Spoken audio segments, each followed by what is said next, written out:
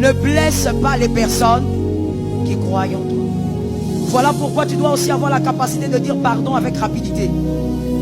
Si tu sens que tu as blessé, pardonne-moi. Maintenant, moi je pose d'abord une question avant d'avancer. Pourquoi chez certaines personnes le pardon c'est comme le béton?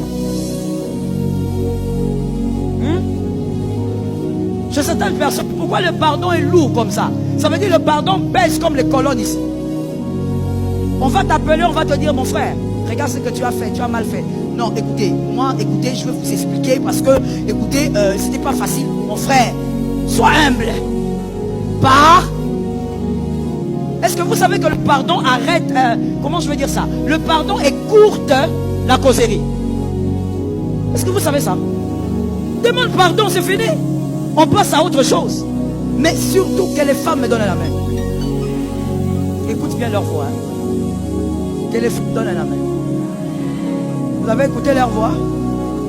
Surtout les femmes, vous avez un problème de pardon. Dire ceci.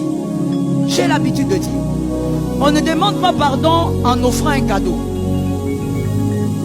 On ne demande pas pardon, madame, mademoiselle. On ne demande pas pardon en offrant des services.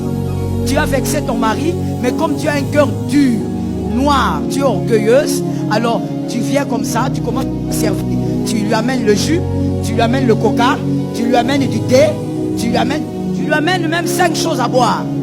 Pourquoi? Tu as seulement du mal à dire pardon. Alors tu voudrais que par le service, ton mari te pardonne. Sois humble. Apprends à dire. Mais tu vas entendre une femme dire, je te demande pardon, je suis désolé. Mais il faut savoir,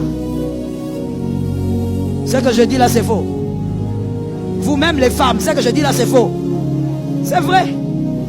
Je te demande pardon, mais tu sais, moi je ne supporte pas quand tu me fais. Quand on demande pardon, ça ne justifie pas. Sinon ce n'est pas un pardon.